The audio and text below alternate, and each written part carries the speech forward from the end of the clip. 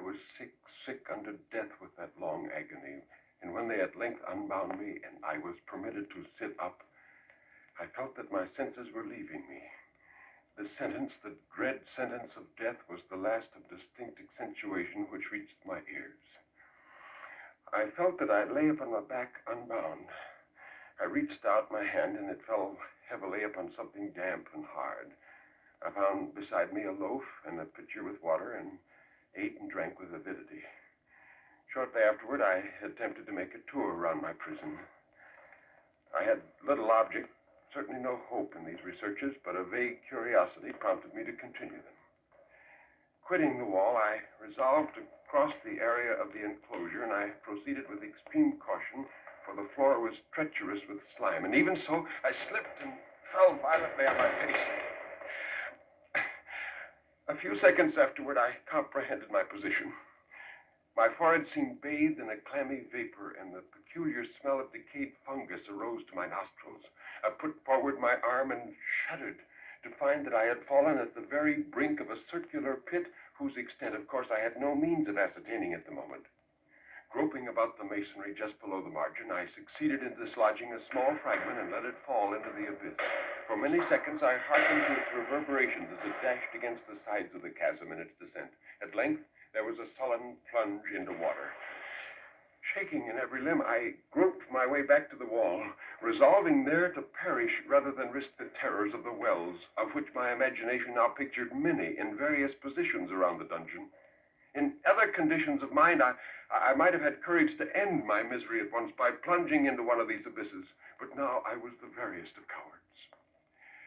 Agitation of spirit kept me awake for many long hours, but at length a deep sleep fell upon me, a sleep like that of death. How long it lasted, of course, I know not, but when once again I unclosed my eyes, the objects around me were visible. By a wild sulphurous luster, the origin of which I could not at first determine, I was unable to see the extent and aspect of the prison. My personal condition had been greatly changed during this slumber.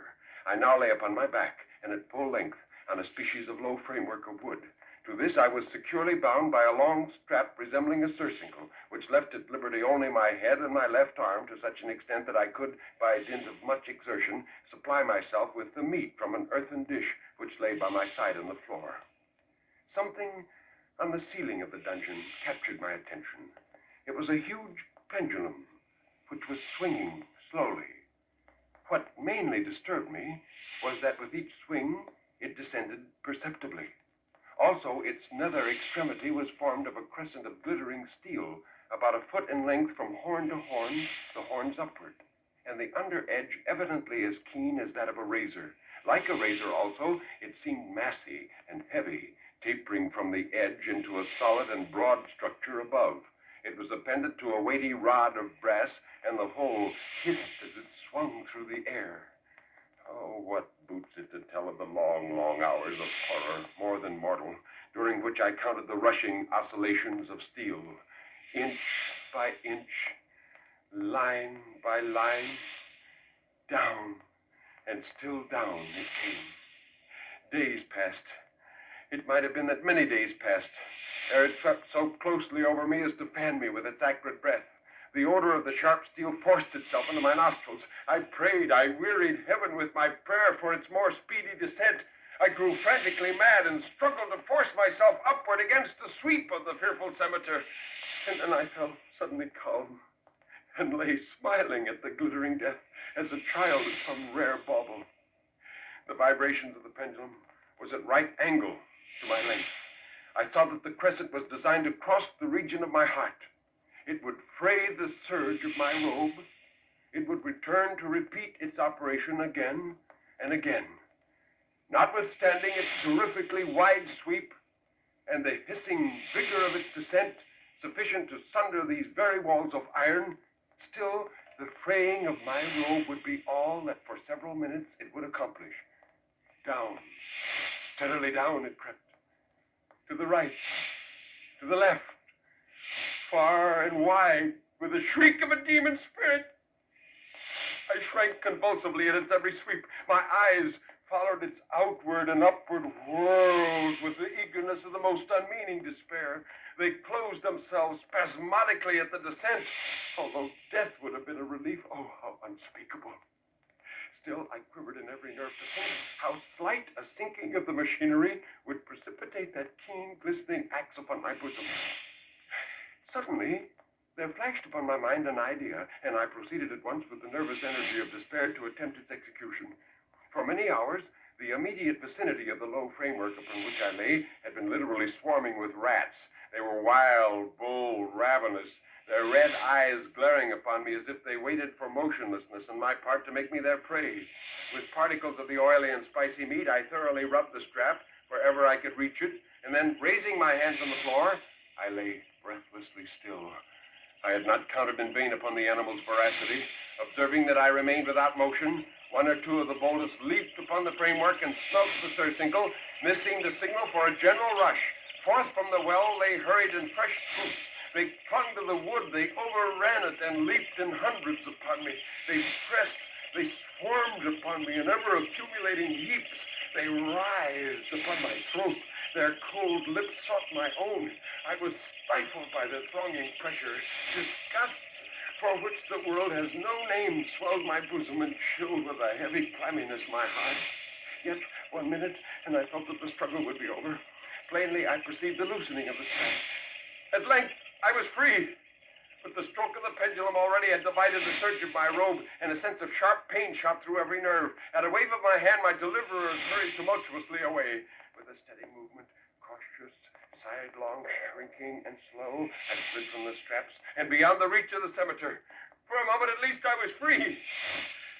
Free, and in the grasp of the Inquisition. I had scarcely stepped from my wooden bed of horror upon the stone floor of the prison when the motion of the hellish machine ceased and was drawn up through the ceiling. My every motion was undoubtedly watched. Free. I had but escaped in one form of agony, to be delivered into worse than death in some other. Even while I breathed, there came to my nostrils the breath of vapor of heated iron. A suffocating odor pervaded the prison. The heat rapidly increased, and once again I looked up, shuddering as if in a fit of ague.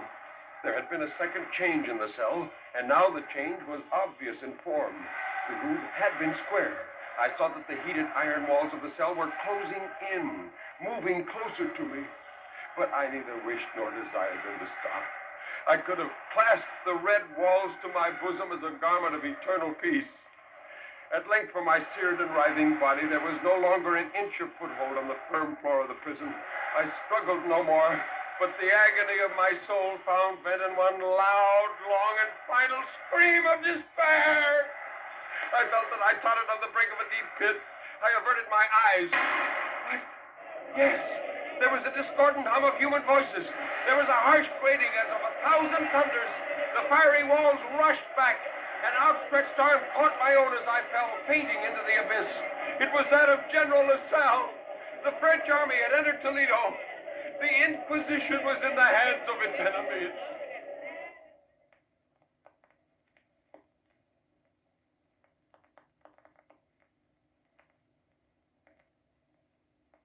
The 1,000 injuries of Fortunato I had borne as best I could. But when he ventured upon insult, I vowed revenge. It must be understood that neither by word nor deed had I given Fortunato cause to doubt my goodwill. I continued, as was my wont, to smile in his face, and he did not perceive that my smile now was at the thought of his destruction. It was about dusk, one evening during the supreme madness of the carnival season, that I encountered my friend. He had been drinking much. I was so pleased to see him that I thought I should never be done wringing his hand. I said to him, "Oh, by the way, my dear Fortunato, I'm glad we've met. I have received a bottle of what passes for Amontillado wine, and I have my doubts." A pipe of Amontillado? Oh, Montresa, that's impossible. In the middle of the carnival. Amontillado, indeed. Yes, I was going to ask you to test it for me. But you're busy, so I'm on my way to Lucchese. If anyone has a critical turn, it is he. Lucchese can't tell Amontillado from sherry. And yet some fools will have it that his taste is a match for your own. No. Come, let's go to your vaults. I'll tell you whether you have Amontillado or not. You Casey can't distinguish sherry from Amontillado. Thus speaking, Fortunato took my arm, and we hurried to the archway that led into the vaults beneath my palace. We passed down a long and winding staircase, coming at length to the foot of the descent, and stood together on the damp ground of the catacombs of the Montracers. Well, Montracer, where's this Amontillado you think you have? Oh, it's farther on. But observe the white webwork which gleams from these cavern walls. Yes, it's nitre. Nitre, isn't it? Yes. How long have you had that cough? Oh, no, it is nothing. Come, we'll go back. Your health is precious. You are rich, respected, admired, beloved. You are happy as once I was. You are a man to be missed. For me, it is no matter. We'll go back. You'll be ill, and I can't be responsible. Besides, there's Lucchese. Enough. The cough is a mere nothing. it won't kill me. True. And indeed, I had no intention of alarming you unnecessarily. But you should use all proper caution here. A draught of this Medoc will defend us from the damp. Here, I knocked off the neck of a bottle, which I drew from a long row of its fellows that lay upon the mold. He raised it to his lips with a leer, and he said, I drink to the buried that repose around us. And I drink to your life. The wine sparkled in his eyes as we proceeded. We passed through long halls of piled skeletons with casks and puncheons intermingling into the inmost recesses of the catacombs. I paused again, and this time I seized Fortunato by the arm above the elbow. The nitre, my dear Fortunato, you see, it increases. It hangs like moss upon the vaults. We are below the river's bed. The drops of moisture trickle among the bones. Come, we'll go back ere it's too late. Your cough... No, it's nothing. Let's go on. But first, please, another drop to the Medoc, if you don't mind. I broke and handed him the flagon of de Grave. He emptied it in a breath. His eyes flashed with a fierce light. He laughed and threw the bottle upward. At the most remote end of the crypt, there appeared another, less spacious. Its walls had been lined with human remains, piled to the vault overhead in the fashion of the great catacombs of Paris. It was in vain that Fortunato, uplifting his dull torch, endeavored to pry into the depth of the recess. Its termination the feeble light did not enable us to see. I said to him, Proceed, Fortunato. The Amontillado is in here. My friend stepped unsteadily forward, while I followed immediately at his heels. In an instant, he had reached the extremity of the niche, and finding his progress arrested by the rock, stood stupidly bewildered. In a moment more, and I had chained him to the granite. In its surface were two iron staples. Throwing the links of the chain around his waist, it was but the work of a few seconds to lock it. He was too much astounded to resist. Withdrawing the key, I stepped back from the recess, and then I said, My dear Fortunato, pass your hand over the wall. You can't help feeling the nitre, can you? Indeed, it is very damp. Once more, let me implore you to return. No? Then I must positively leave you. But Montresa, the Amontillado. True, the Amontillado. As I said these words, I busied myself among the pile of bones of which I had just spoken. Throwing them aside, I soon uncovered a quantity of building stone and mortar, which I had placed there earlier. With these materials and with the aid of my trowel, I began to wall up the entrance of the niche.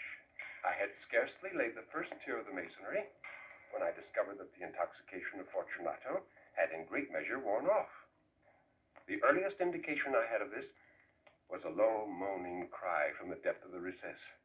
It was not the cry of a drunken man. There was then a long and obstinate silence. I laid the second tier, and the third, and the fourth, and then I heard the furious vibrations of the chain. The noise lasted for several minutes, during which, that I might listen to it with the more satisfaction, I ceased my labors and sat down upon the bones. And then at last the clanking subsided. I resumed the trowel and finished without interruption the fifth, the sixth, and the seventh tier. The wall was now nearly upon a level with my breast. I again paused, and holding the torch over the mason work, threw a few feeble rays upon the figure within. It was now midnight, and my task was drawing to a close. I had completed the 8th, the 9th, and the 10th tier.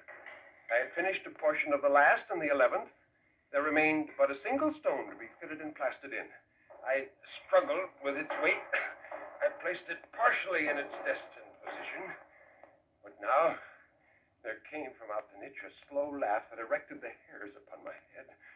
It was succeeded by a sad voice which I had difficulty in recognizing as that of the noble Fortunato. The voice said,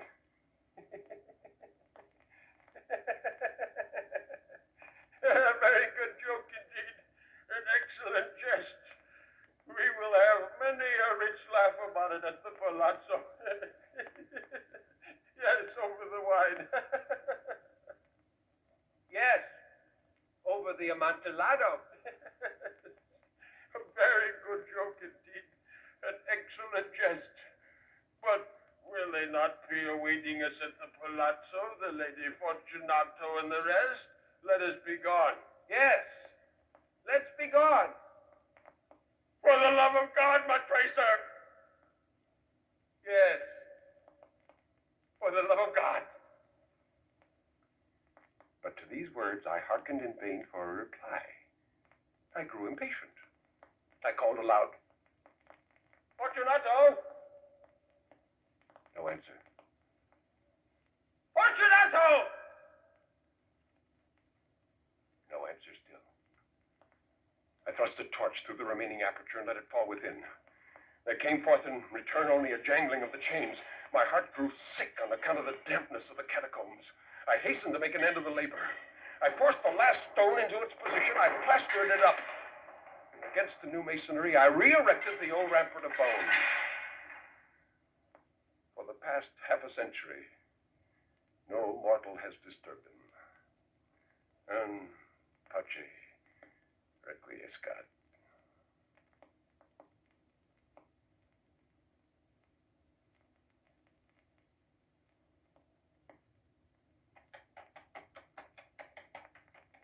During the whole of a dull, dark, and resoundless day in the autumn of the year, when the clouds hung oppressively low in the heavens, I had been passing alone on horseback through a singularly dreary tract of country, and at length found myself, as the shades of evening drew on, within view of the melancholy house of Usher.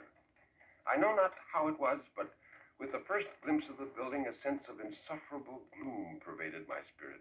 I looked upon the scene before me, upon the mere house, upon the bleak walls, upon the vacant eye-like windows, upon a few white trunks of decayed trees, with an utter depression of soul.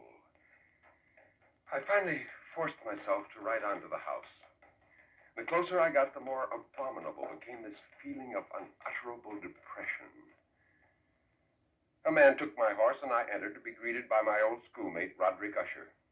I gazed upon him with a feeling half of pity, half of awe. Surely a man had never before so terribly altered in so brief a period as had Roderick Usher. Finally, he spoke of the object of my visit, for I had traveled far at his very earnest request to be with him in his gloomy hereditary castle. He mentioned his earnest desire to see me, and of the solace he expected me to afford him. He entered at some length into what he conceived to be the nature of his malady. It was, he said, a constitutional and a family evil, and one for which he despaired to find a remedy.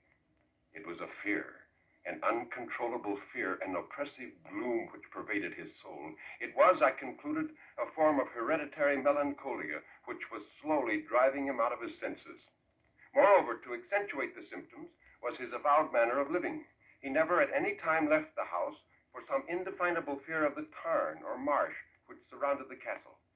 Moreover, he was grieved with the long-continued illness and closely approaching death of a tenderly beloved sister, the Lady Madeline, his sole companion for long years, his last and only relative. Her death would leave him the last of the ancient race of the Ushers. For several days I was busy in earnest endeavors to alleviate the melancholy of my friend. We painted and read together, or I listened as if in a dream to the wild improvisations of his squeaking guitar. I shall always remember the many solemn hours I spent trying to persuade him to return to a civilized world with me.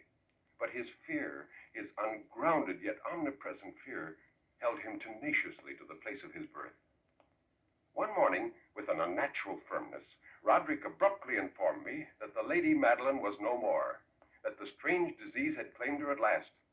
Before I could state my profound sorrow at this ghastly news, he stated his intention of preserving her corpse for a fortnight before the final burial in one of the numerous vaults within the main walls of the building. So at his request, I personally aided in the arrangements for the temporary entombment. The body having been encoffined, we two alone bore it to its rest. The vault in which we placed it was small, damp. It was more of a dungeon than a vault, a dungeon which had most likely seen many horrors in the past centuries. We opened the door, a massive iron gate which was so immensely heavy that it caused an unusually sharp grating sound as it moved on its hinges. Once inside, we placed our mournful burden upon trestles and partially turned aside the yet unscrewed lid of the coffin, looking upon the young face of the Lady Madeline. The disease had left the mockery of a faint blush upon the bosom and the face, and that suspiciously lingering smile upon the lip which is so terrible in death. We replaced the lid and closed the door of iron. We made our way with toil into the scarcely less gloomy apartments of the upper portion of the house. For the next week, Usher was strange. I saw him gazing upon vacancy for long hours in an attitude of the profoundest attention, as if listening to some imaginary sounds. It was no wonder that his condition terrified, that it infected me. I felt creeping upon me by slow yet uncertain degrees the wild influences of his fantastic yet impressive superstitions. It was more than a week after we had placed the Lady Madeline within the vault that he burst into my room late one night. He stared about the room in silence for a moment, and then he abruptly turned to me and he said, "You have not seen it? You have not seen it? Oh, but you shall, you shall." And so speaking, he hurried to one of the windows and threw it open to the storm. The fury of the entering gust nearly lifted us from our feet. A whirlwind had apparently centered around the castle, blowing wildly, raising a tremendous noise. The clouds were exceedingly dense and low, so low that they touched the turrets of the house. Yet in all of this there was a light. Under the surfaces of the huge masses of vapor which swept around madly was an unnatural light of a faintly luminous phosphorescence which paled everything in a ghastly, unnatural yellow. It rose from the stagnant swamp which surrounded the castle. I closed the window. And then I told Usher I would read to him from one of his favorite volumes. This I did. But as I read, Roderick sat in a chair beside me. He rocked from side to side with a gentle yet constant and uniform sway. And as I read, I thought I heard strange scraping noises coming from the inner parts of the house. Becoming more unnerved, I leaped to my feet, but the measured rocking movement of Usher was undisturbed. But as I placed my hand upon his shoulder, there came a strong shudder over his whole body. A sickly smile quivered about his lips, and I saw that he spoke in a low, hurried, and gibbering murmur, as if unconscious of my presence.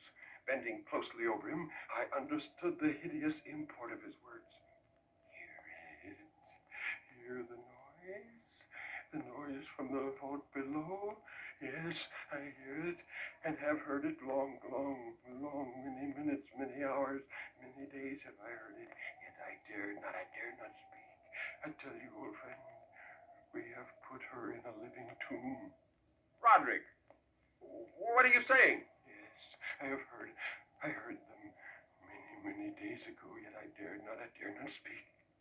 Have you not heard the rending of her coffin, and the grating of the iron hinges of her prison, and her struggles within the archway of the vault? Roderick, do you mean the Lady Madeline? Yes, where shall I go? She will be here soon. She'll scold me for my haste in burying her. She'll be here.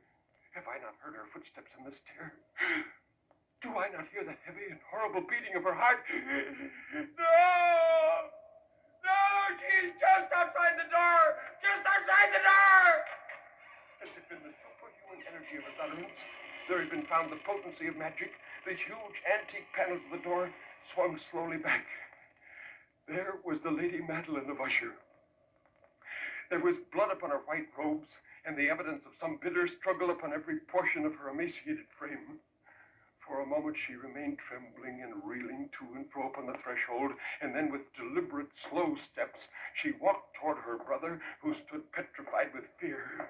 Finally, With a low, moaning cry, she fell heavily upon Roderick, and in her final death agonies, bore him to the floor a corpse and a victim to the terrors he had anticipated.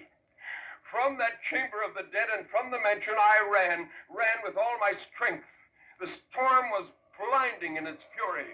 I ran out over the old causeway, crossing the swamp, and as I did, I suddenly heard a tremendous shock. I turned to see what caused it. God in heaven! The great building actually divided in two. Something blinding burst in the center of the castle, and it came tumbling down, down, down. The mighty walls burst into a million pieces. There was a long, tumultuous shouting sound, like the voice of 1,000 waters.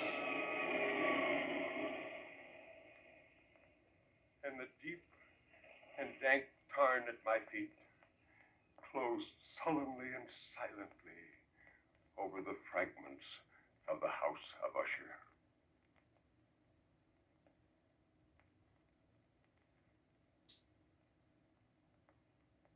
True, nervous, very, very dreadfully nervous I had been and am, but why will you say that I'm mad? The disease had sharpened my senses, not destroyed, not dulled them. Above all was the sense of hearing acute. It is impossible to say how first the idea entered my brain, but once conceived, it haunted me day and night. Object there was none, passion there was none. I loved the old man. He had never wronged me. He had never given me insult. For his gold I had no desire.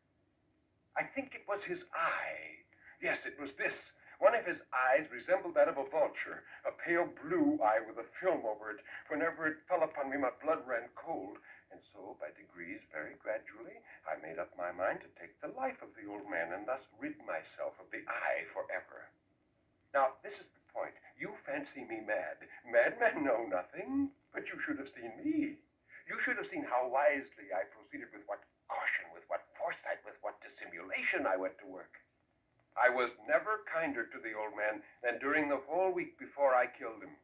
And every night, about midnight, I turned the latch of his door and opened it, oh, so gently. And then, when I had made an opening sufficient for my head, I put in a dark lantern, all closed, so that no light shone out. And then, when my head was well in the room, I undid the lantern cautiously, oh, so cautiously. I undid it just so much that a single thin ray fell upon the vulture eye. And this I did for 7 long nights, every night, just at midnight. But I found the eye always closed, and so it was impossible to do the work, for it was not the old man who vexed me, but his evil eye. Upon the 8th night, I was more than usually cautious in opening the door. Never before that night had I felt the extent of my own powers, of my sagacity. I could scarcely contain my feeling of triumph to think that there I was, opening the door little by little, and he not even to dream of my secret deeds or thoughts. I fairly chuckled at the idea. I had my head in and was about to open the lantern when my thumb slipped on the tin fastening, and the old man sprang up in bed, crying out, "Who's there?" I kept quiet and still and said nothing. For a whole hour, I didn't hear him lie down. He was still sitting up in bed listening, just as I have done night after night, hearkening to the death watches in the wall. When I had waited for a long time, very patiently, without hearing him lie down, I resolved to open a very, very little crevice in the lantern. So I opened it. You cannot imagine how stealthily, until at length a single dim ray, like the thread of a spider, shot from out of the crevice and fell upon the vulture eye. It was open, wide open, and I grew furious as I gazed upon it. I saw it with perfect distinctness, all a dull blue with a hideous veil over it that chilled the very marrow in my bones. But I could see nothing else of the old man's face or body, for I had directed the ray as if by instinct precisely upon the damned spot. And now, have I not told you that what you mistake for madness is but an over-acuteness of the senses? Now, I say, there came to my ears a low, dull, quick sound. It was the beating of the old man's heart. It increased my fury as the beating of a drum stimulates the soldier into courage. It grew quicker and quicker and louder every instant. The old man's terror must have been extreme. It grew louder, I say, louder every moment. Do you mark me well? I've told you that I am nervous, and so I am. And now, at the dead hour of the night, amid the dreadful silence of that old house, so strange a noise as this excited me to uncontrollable terror. With a loud yell, I threw open the lantern and leaped into the room. He shrieked once only. In an instant, I dragged him to the floor and pulled the heavy bed over him. And I then smiled gaily to find the deed so far done. But for many minutes, the heart beat on with a muffled sound. At length it ceased. The old man was dead. I placed my hand upon the heart and held it there for many minutes. There was no pulsation. He was stone dead. His eye would trouble me no longer. If still you think me mad, you will think so no longer when I describe the wise precautions I took for the concealment of the body. The night waned, and I worked hastily, but in silence. First of all, I dismembered the corpse. I cut off the head and the arms and the legs. I then took up 3 planks from the flooring of the chamber and deposited all between the scantlings. I then replaced the board so cleverly, so cunningly, that no human eye, not even his, could have detected anything wrong. There was nothing to wash out, no stain of any kind, no blood spot whatever. I had been too wary for that. A tub had caught all. And when I made an end of these labors, it was 4 o'clock, still dark as midnight. As the clock sounded the hour, there came a knocking at the street door. I went down to open it with a light, for what had I now to fear? 3 men entered, who introduced themselves with perfect suavity as officers of the police. A shriek had been heard by a neighbor during the night. Suspicion of foul play had been aroused. Information had been lodged at the police office, and they, the officers, had been deputized to search the premises. I smiled. For what had I to fear? I bade the gentleman welcome. The shriek, I said, was my own in a dream. The old man I mentioned was absent in the country. I took my visitors all over the house. I had them search and search well. I led them at length to his chamber. I showed them his treasures, secure and undisturbed. In the enthusiasm of my confidence, I brought chairs into the room and desired them here to rest themselves, while I myself, in the wild audacity of my perfect triumph, placed my own seat upon the very spot beneath which reposed the corpse of the victim. The officers were satisfied. My manner had convinced them. I was singularly at ease. But ere long, I felt myself getting pale and wished them gone. My head ached, and I fancied I heard a noise.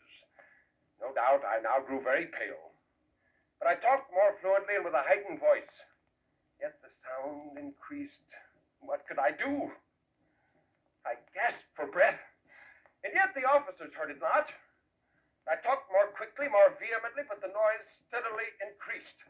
I arose and argued about trifles. I paced the floor to and fro with heavy stride, as if excited to fury by the observation of the men.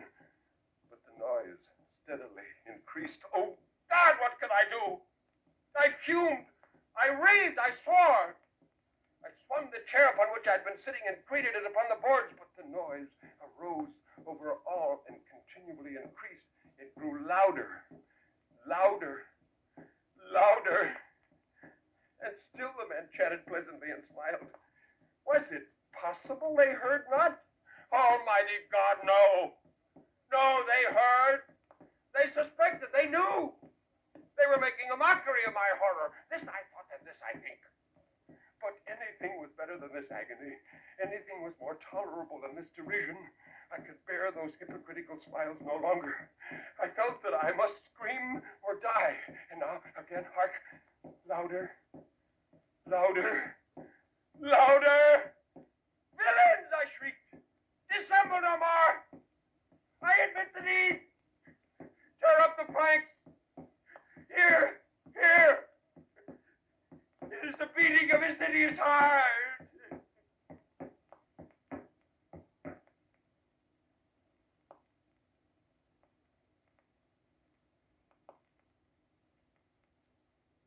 The Red Death had long devastated the country. No pestilence had ever been so fatal or so hideous. Blood was its avatar and its seal, the redness and horror of blood. There were sharp pains and sudden dizziness, and then profuse bleeding at the pores with dissolution. The scarlet stains upon the body, and especially upon the face of the victim, were the pest band which shut him out from the aid and from the sympathy of his fellow men. And the whole seizure, progress, and termination of the disease were the incidents of half an hour. But the Prince Prospero was happy and dauntless and sagacious. When his dominions were half depopulated, he summoned to his presence 1,000 hale and light-hearted friends from among the knights and dames of his court, and with these retired to the deep seclusion of one of his castellated abbeys. This was an extensive and magnificent structure, the creation of the prince's own eccentric yet august taste. A strong and lofty wall girdled it in. This wall had gates of iron. The courtiers, having entered, brought furnaces and massy hammers and welded the bolts. They resolved to leave means neither of ingress nor egress to the sudden impulses of despair or of frenzy from within. The abbey was amply provisioned. With such precautions, the courtiers might bid defiance to contagion. The external world could take care of itself. In the meantime, it was folly to grieve or to think. The prince had provided all the appliances of pleasure. There were buffoons, there were ballet dancers, there were musicians, there was beauty, there was wine. All these and security were within. Without was the Red Death. It was toward the close of the 5th or 6th month of the seclusion, and while the pestilence raged most furiously abroad, that the Prince Prospero entertained his 1,000 friends at a masked ball of the most unusual magnificence. But first, let me tell of the rooms in which it was held. There were 7, an imperial suite, and so irregularly disposed that the vision embraced but little more than one at a time. There was a sharp turn at every 20 or 30 yards, and at each turn a novel effect. To the right and left, in the middle of each wall, a tall and narrow Gothic window of stained glass, whose color varied in accordance with the prevailing hue of the decorations of the chambers. That at the eastern extremity was hung, for example, in blue, and vividly blue were its windows. The second chamber was purple in its ornaments and tapestries, and here the panes were purple. The third was green throughout, and so were the casements. The fourth was furnished and lighted with orange, the fifth with white, the sixth with violet. The 7th apartment was closely shrouded in black velvet tapestries that hung all over the ceiling and down the walls, falling in heavy folds upon a carpet of the same material and hue. But in this chamber only, the color of the windows failed to correspond with the decorations. The panes here were scarlet, a deep blood color. Now, in no one of the 7 apartments was there a light of any kind emanating from a lamp or candle within the rooms. But behind each huge window, there stood a heavy tripod bearing a brazier of fire that projected its rays through the tinted glass and so glaringly illuminated the rooms. And thus were produced a multitude of gaudy and fantastic appearances.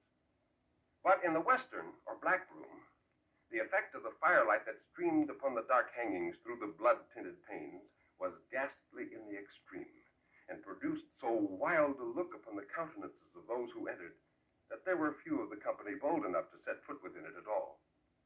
It was in this apartment also that there stood against the western wall a gigantic clock of ebony. Its pendulum swung to and fro with a dull, heavy, monotonous clang.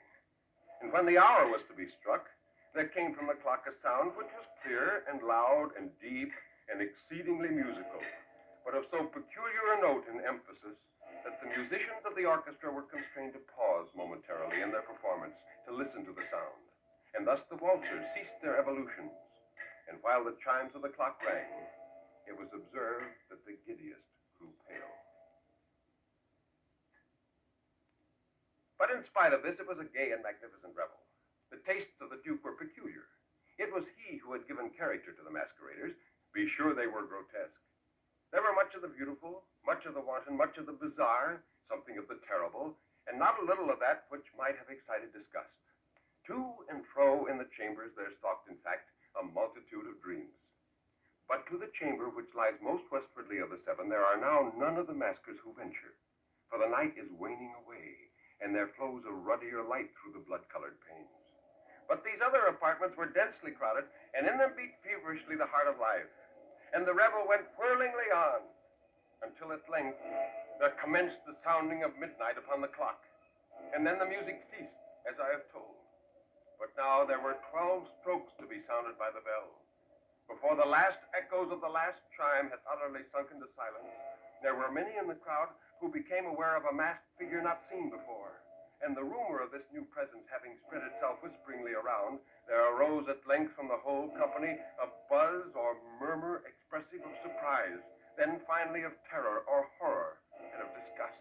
The whole company seemed now deeply to feel that in the costume and bearing of the stranger neither wit nor propriety existed. The figure was tall and gaunt, and shrouded from head to foot in the habiliments of the grave. The mask which concealed the face was made so nearly to resemble that of a stiffened corpse that the closest scrutiny must have had difficulty in detecting the difference. And yet all this might have been endured, if not approved, by the mad revelers around. But the mummer had gone so far as to assume the type of the Red Death. His vesture was dabbled in blood, and his broad brow, with all the features of the face, was sprinkled with the scarlet horror. Prince Prospero was standing in the eastern or blue chamber when he saw the figure. In a voice that rang throughout the 7 rooms loudly and clearly, he said, "Who dares insult us with this blasphemous mockery? Seize him and unmask him, that we may know whom we have to hang at sunrise from the battlements." At first, there was a slight rushing movement among the courtiers in the direction of the intruder, but no one stopped him. With deliberate and stately step, he walked toward the prince and passed within a yard of him, while the vast assembly, as if with one impulse, shrank from the centers of the rooms to the walls. He made his way uninterruptedly through the blue chamber to the purple, through the purple to the green, through the green to the orange, through this again to the white, and even then to the violet. It was then that the Prince Prospero, maddened with rage and shame of his own momentary cowardice, rushed hurriedly through the 6 chambers, while none followed him on account of the deadly terror that had seized upon all. He bore aloft a drawn dagger and approached rapidly to within 3 or 4 feet of the retreating figure, who by now had reached the end of the black room. Suddenly he turned and confronted the prince. There was a sharp cry. The dagger dropped gleaming upon the sable carpet, and instantly afterward Prince Prospero fell prostrate in death. Then, summoning the wild courage of despair, a throng of revelers threw themselves into the black room, seizing the mummer, whose tall figure stood erect and motionless within the shadow of the ebony clock. They tore away the mask and the robe. They gasped in horror. There was nothing inside. And now was acknowledged the presence of the Red Death. He had come like a thief in the night, and one by one dropped the revelers in their blood-bedewed halls of their revel, and died each in the despairing posture of his fall. And the life of the ebony clock went out with that of the last of the gay. And the flames of the tripods expired, and darkness and decay and the Red Death held illimitable dominion over all.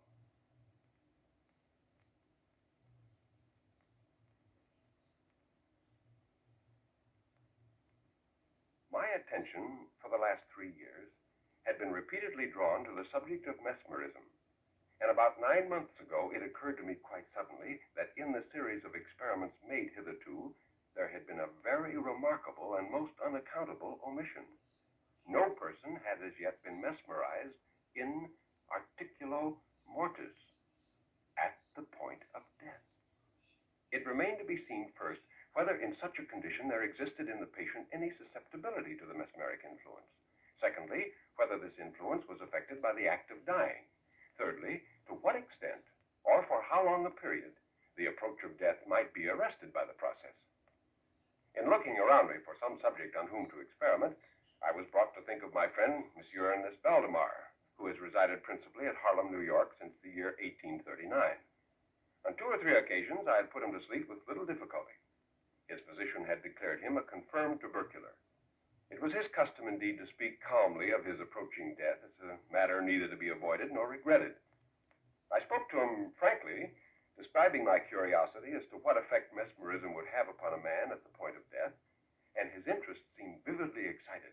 He agreed to the experiment, and it was arranged that he would send for me about 24 hours before the time his physicians expected him to die. now rather more than 7 months since I received from Monsieur Valdemar himself the following note. You may as well come now. My doctors have agreed that I cannot hold out beyond tomorrow midnight, and I think they have hit the time very nearly. Signed, Valdemar. I went to him immediately. We spoke freely on the subject of his approaching death, as well as more particularly of the experiment proposed. He still professed himself quite willing and even anxious to have it made, and urged me to commence it at once. I was induced to proceed by my conviction that I had not a moment to lose, as he was evidently sinking fast. I commenced the passes which I had already found most effectual in subduing him. At 5 minutes before 11, I perceived unequivocal signs of mesmeric influence. With a few rapid lateral passes, I made the eyelids quiver, and with a few more, I closed them altogether. At 3 o'clock in the morning, his pulse was imperceptible, the breathing almost stopped. His limbs were rigid and cold as marble. Still, the general appearance was certainly not that of death. I ventured a few words of conversation. Monsieur Valdemar, I said, are you asleep? He made no answer, but I perceived a tremor about the lips, and was thus induced to repeat the question again and again. At its third repetition, his whole body was agitated by a very slight shivering. The eyelids unclosed themselves so far as to display a white line of the ball. The lips moved sluggishly, and from between them, in a barely audible whisper, issued the words, "Yes, asleep now. Do not wake me. Let me die." Well, do you still feel pain in the chest, Monsieur Valdemar? No pain. I am dying. Well, I didn't think it advisable to disturb him further just then, and nothing more was said or done until the arrival of Dr. Farnham, who came a little before sunrise and expressed unbounded astonishment at finding the patient still alive. After feeling the pulse and applying a mirror to the lips, he requested me to speak to Valdemar again, and I did so, saying, Monsieur Valdemar, do you still sleep? As before, some minutes elapsed before a reply was made, and during the interval, the dying man seemed to be collecting his energies to speak. At my fourth repetition of the question, he said very faintly, almost inaudibly, "Yes, still asleep, dying." Just then, Monsieur Valdemar apparently died. His eyes rolled slowly open, the pupils disappearing upwardly. The skin generally assumed a cadaverous hue, resembling not so much parchment as white paper. The upper lip at the same time writhed itself away from the teeth, which it had previously covered completely, while the lower jaw fell with an audible jerk, leaving the mouth widely extended and disclosing in full view the swollen and blackened tongue. I presume that no member of the party then present had been unaccustomed to deathbed horrors, but so hideous beyond conception was the appearance of Monsieur Valdemar at this moment that there was a general shrinking back from the region of the bed. There was no longer the faintest sign of vitality in Monsieur Valdemar, and concluding him to be dead, we were consigning him to the charge of the nurses when a strong vibration was observed in his tongue. Then there issued from the distended and motionless jaws a voice such as it would be madness to attempt describing. It seemed to reach our ears from a vast distance or from some deep cavern within the earth. Monsieur Valdemar spoke, obviously in reply to the question I had put to him a few minutes before, when I asked if he still slept. He now said, "No, I have been sleeping, and now I am dead."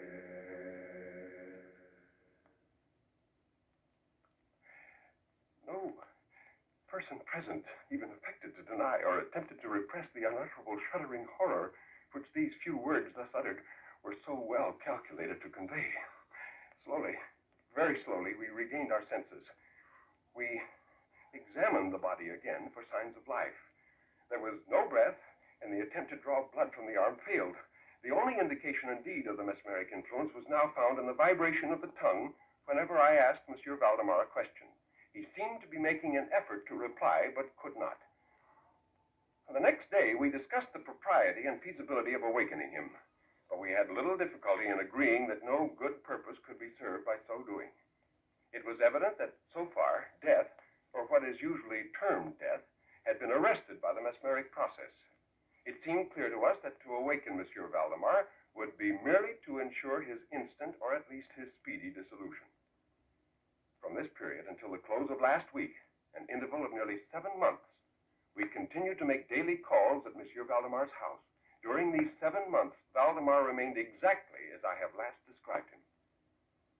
It was on last Friday that we finally resolved to make the experiment of awakening or attempting to awaken him. I made the customary passes. These, for a time, were unsuccessful. The first indication of revival was afforded by a partial descent of the eyes. It was observed as especially remarkable that this was accompanied by an outflowing of a yellowish ichor from beneath the lids, of a pungent and highly offensive odor. And then I asked, Monsieur Valdemar, can you explain to us what are your feelings or wishes now? The tongue quivered, or rather rolled violently in the mouth, although the jaws and lips remained rigid as before, and at length the same hideous voice which I have already described spoke. For God's sake, quick,